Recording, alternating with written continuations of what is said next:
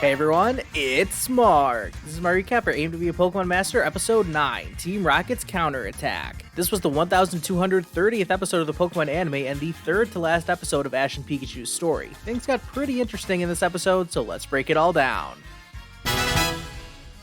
Ash and friends are on the road once again to start this episode, and they see a Delibird flying past, which is strange considering there's no snow around here, unlike all the snow I shoveled off my driveway last night. Now, this isn't just any random Delibird. This is the Delibird who works for Team Rocket, you know, the one who debuted all the way back in episode 231 of the original series, and sporadically appeared to check in on Team Rocket in the next few series. Well, it's checking in on these clowns once again, and it's got a present for them, boxed lunches. Team Rocket gobbled down the food, but when they ask if Delibird has anything more for them, it chucks out 10 Pokeballs, and oh my god, Jessie and James's old Pokemon are back! Jessie and James are overwhelmed to see all their old friends. It's awesome seeing them all again after so long, especially since they were all just locked away at Team Rocket HQ without a proper send-off. Delibird then brings out a Giovanni statue, which delivers the message that they are to use all of their Pokemon from now on. With that, Delibird flies off, leaving Jessie and James with full parties of 6 for the first time ever. They even reminisce about their old Pokemon who are no longer in Team Rocket, and these fantasies made it so that every Pokemon that Jessie and James owned for more than one episode appeared in some way. Aside from James's Gyarados, I guess they forgot about that one. Can't say I blame them. Meowth dubs this new group as the Team Rocket Revengers, and I loved how Jessie and James were like, oh, that sounds super cool and evil. They're just so happy. James has got an idea to steal Pikachu, and really all I care about is seeing Mime Jr. again. What a cutie.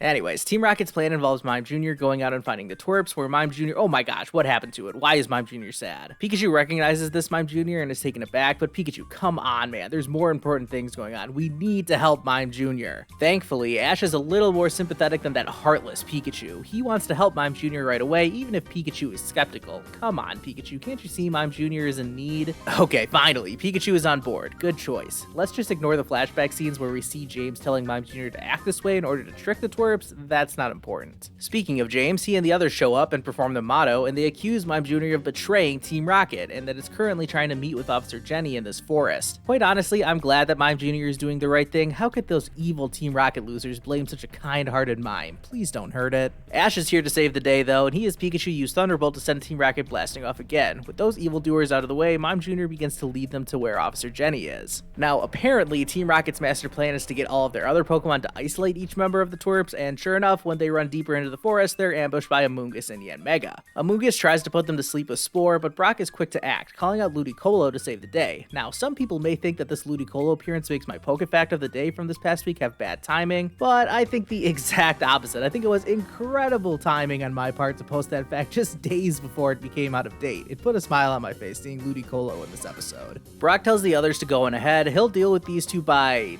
dancing to Takeshi's Paradise? Okay, this was really weird, but I loved it. As the others continue on following Mime Jr.'s directions, we see that Latias is observing them, and it knows that Mime Jr. is lying, and this upsets Latias. A little further ahead, they run into some more of Team Rocket's Pokemon, but Misty steps up to this challenge. She's ready to take them on with the help of her water types, but Yamask throws its mask onto Psyduck, completely throwing all of them off. As the others continue on, Pikachu is almost grabbed by a Vine Whip, as now they've run into Gourgeist and Carnivine. Ash tells Pikachu to go on ahead with Mime Jr., he'll take care of these Pokemon.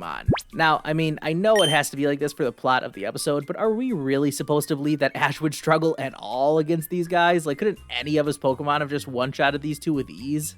Let's stop figuring logic into this kid's show and catch up with Pikachu and Mime Jr., who even looks adorable when it's running. They arrive at what must be the meetup spot, so where's Officer Jenny? Instead, we see Team Rocket walk out. What? Luckily, Pikachu is still here to protect poor little Mime Jr. Thank goodness. Wait a second, did Mime Jr. just grab Pikachu? What is going on here? Oh my gosh, Mime Jr. was faking this the entire time? Pikachu escapes, but I cannot believe what just happened. How could this innocent little Mime Jr. do anything but tell the truth? I can tell how pure-hearted it is just by looking at it. It melts my heart just like it does James's. Oh, who am I kidding? I forgive Mime Jr. It was just doing its best, and it did a really good job. Well done, Mime Jr. You're the best. So, Pikachu is cornered now, and Latias is looking on. Things are not looking so good for Pikachu, but Latias is finally deciding to step in. I don't really have a good way of showing this visually, but what Latias does is basically send a vision of what's going on with Pikachu over to Ash. And he's able to tell that Pikachu is is in danger. Help quickly arrives, and now everything is going to be okay since Ash is here for backup. Okay, well, maybe not, because Team Rocket really has them cornered now. This was a really good scene made even better when Team Rocket's team song starts playing as an insert. All of Team Rocket's Pokemon fire some kind of unholy combination attack, which of course Ash dodges, so the attack just ends up going straight at Team Rocket instead, so Jessie as Wobbuffet step into the line of fire, and he manages to deflect it, sending an incredible mirror coat back where it came from. It ends up destroying a nearby tree, and the only reason this is important is because it sends a Slackoth who is sleeping in the tree flying, so Ash has to be all heroic and dive to save it. Latias springs into action once more, saving Ash before safely dropping him close to the ground. Ash realizes what just happened though and calls out to Latias. Sure enough, Latias finally reveals itself, and oh boy, now Team Rocket are really in trouble. They're helpless as Latias sends them flying with a psychic attack. Pay no mind to how this was able to affect Inkay and Morpeko. They end up getting blasted off again, but we catch up with them wherever this is. They all start playing the blame game, and things are about to turn violent before they decide this is the end of the line for the trio, and they go their separate ways. I'll talk more about what I think about this means in a minute, but for now, let's finish the episode back with Ash and Latias. There's a little bit of a nice moment here, but it's over quickly because Latias has to show them another vision. This one is of a Latios who appears to be trapped, but breaks free in some unknown location. Whoa, that was unexpected, and now the episode comes to an end, but there's some real intrigue about what's going to happen next.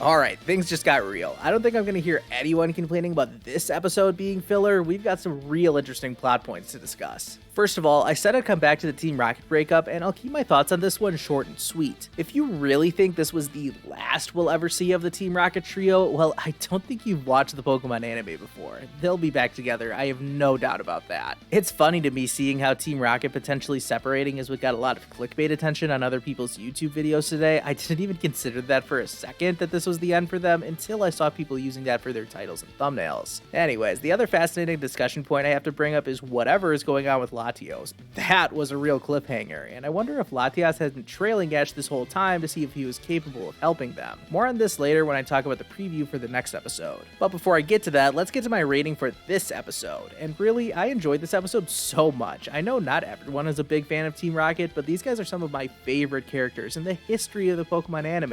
And this episode was special for me because of that. Aim to be a Pokemon Master has been full of returns, reunions, and nostalgia, but nothing that we have seen so far even comes close to how happy it made me seeing Team Rocket in their full glory in this episode. Especially Mime Jr. I mean, if you guys remember how much I like Ghost Sobble, well, I love Mime Jr. even more. It's just the best. With all of that said, I enjoyed this more than any other episode of this miniseries so far, so I'm giving this episode an 8 out of 10 rating. Team Rocket's evil scheme wasn't anything revolutionary, but getting to see Jessie and James with full parties of 6, along with fun character moments throughout this episode, and the intrigue of the 2 cliffhangers at the very end, yeah, this is the highest I've rated any of these 9 episodes, and things could be getting even more interesting in the last 2. The preview for the next episode honestly looked like something out of a Pokemon movie. Ash and friends are going to save Latios, and I have no clue what's about to happen. I guess this guy is some kind of villain, but really I have no idea what's going on. I'm not sure they're going to be able to fit this whole story into one episode, but I am very excited to see how this plays out. In other news, just before I wrap this video up, you should know by now that I'm really into sports, and over here in the United States, it's March Madness. This will be the last video I post before the start of the NCAA basketball tournament, so I'll include a link down in the description so you can join a bracket challenge group and play against myself and others. All you have to do is click on the link down in the description and enter the password